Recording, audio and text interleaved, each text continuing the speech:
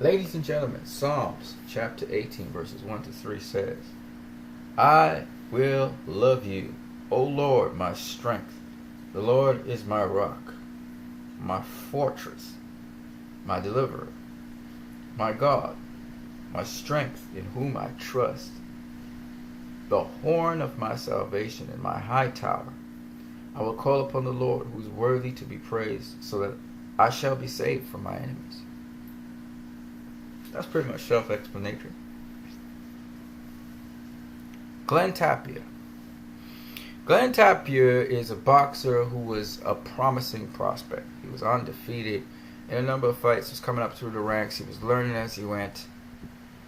And Glenn Tapia was actually coached by Freddie Roach from New Jersey. As you can see, in his last 4 fights, he lost every single one of them, and 3 of them came by knockout. Really, he faced a fighter named James Kirkland. And James Kirkland pretty much wrecked him. Kirkland took every single shot he had to give and then came back and dealt out his shots. And the thing with Glenn Tapia is he got some defense in that he can move away, pull away from shots. You know, he has a little bit of bobbing and weaving in there, but he gets caught with shots because even though he kind of moves, he kind of freezes up in space at times. Once you get hit him with one shot, he freezes up, and you can catch him with a couple other shots. He got really decent power, but the sad thing about it is, even though he mixes, his offense is really great, just like most of Freddie Roach fighters.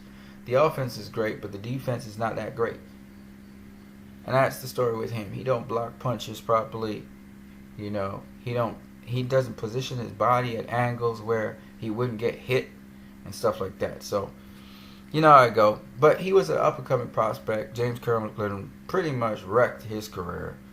And he managed to get some high-profile fights. He actually got David Lemieux in 2016, who wrecked him again. And he also just recently yesterday, the 19th of October, got Gabriel Rosado, who stopped him in 6. And Gabriel Rosado don't stop nobody. But that's just to tell you what happens when you face Glenn Tapia. You're almost guaranteed a knockout. You know what I'm saying? The young upcoming Brit, Jason Quigley, he was able to beat him as well. So this dude takes too much punishment, man. He takes too much punishment. He gets hurt really bad. He gets wobbly, and then he's wrecked. He can't continue having a career like that. You know what I'm saying? I know these guys love boxing, but you know, this dude, he's been wrecked way too many times. He definitely was a promising prospect once upon a time. He ain't that no more. He's learned nothing, really. He's pretty much, when he goes in the ring, he's the same kind of dude.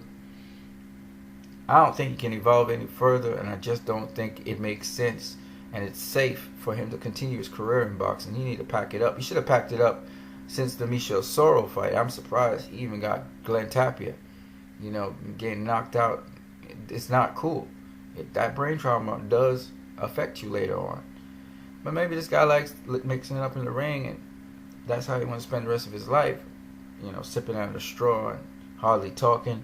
I mean, he's very fit. Every time he goes into the ring, you can see he's in tip-top shape. But this dude just a punching bag now. He's a bum, pretty much. I hate to say it like that, but he a bum. He just go into the ring to get knocked out, collect a paycheck, and that's it.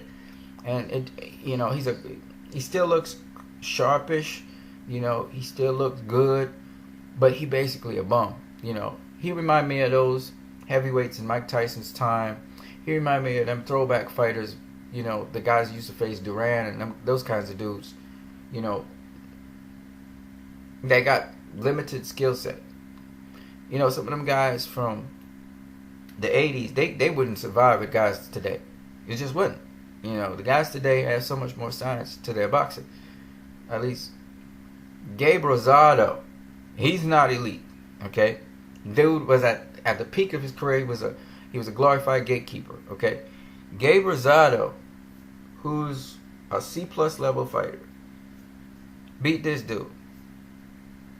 That's how much boxing has evolved, man. There's so much to learn in boxing. That's what people don't understand. So, and Gabe Rosado, by the way, he got a bust up face. in that fight. It was a decent fight. Not to disrespect Glenn Tapia. He was getting his shots in. Because Gabe don't have the best defense either. He just tough. So, yeah, that's what's happened there. And, man, yo, this dude need to leave boxing.